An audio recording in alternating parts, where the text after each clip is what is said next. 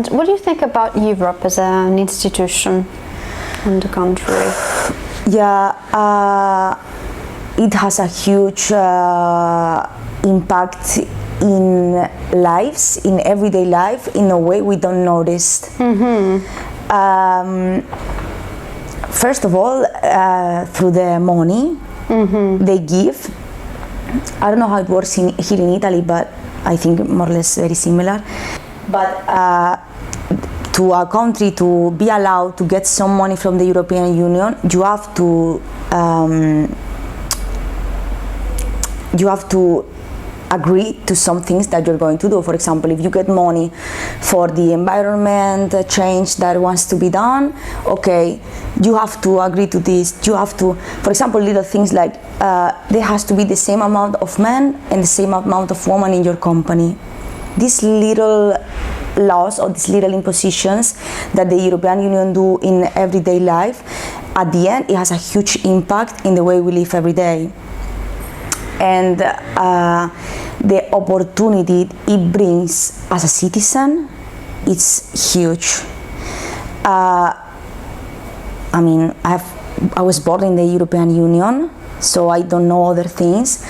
But if I talk to my grandma, if I talk to some people that didn't know the European Union before, if you think it in an objective way, it's shocking. That you have the ability to travel in every country you want just for being you, like just for being a citizen. It's not anything else is asked, anything else is mandatory. To have these great experiences they are promoting, yeah, it's to me it's a huge way of thinking and to feel European and to feel you are part of something that is bigger than you and can give you a lot, and makes me really sad that people are not that educated in this thing, not in the European Union, but in all the possibilities that are just a call away or an email away. It's not that hard, it's really easy. So, yeah. Do you feel you have a European identity then? Yeah, I do. I completely do. And what kind of features do you think this European identity, I don't know, displays or? Skills or your personality? Everything. To feel European, first of all, the thing that you should feel is that we are all part of something, and it's the same thing. It's not different. Of course, we are different. That's why we have our own identity, but we are part of something that is bigger. That's the first thing you should understand.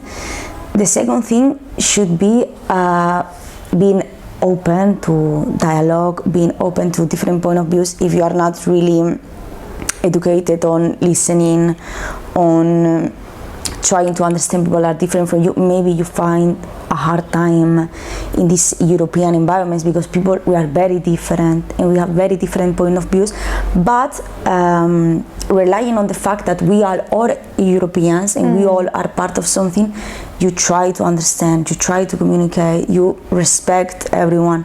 So I think that's the biggest thing. Can you think of any other features?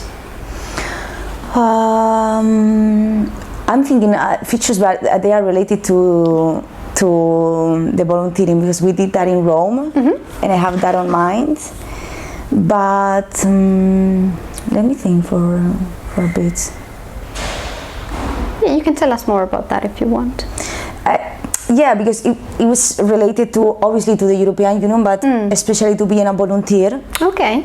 So they were like, what do you think is necessary to be a European volunteer? And this kind of fact that you have to be solidarity, you have these kind of things that are not that related to being European, because you can have the European feeling and not feel that solidarity is a must. Yeah.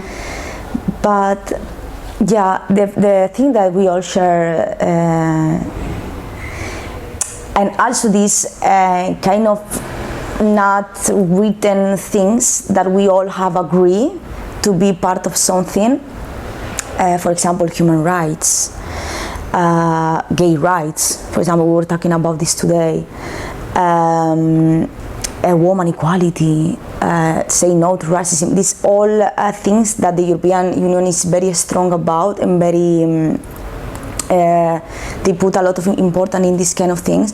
So if you don't align yourself with this way of thinking, I don't think you're gonna find a space in this kind of environments. Of course, you can do Erasmus being racist. that's true. But I don't think, apart from that, I don't think you will have the same experience or you will have the same opportunities.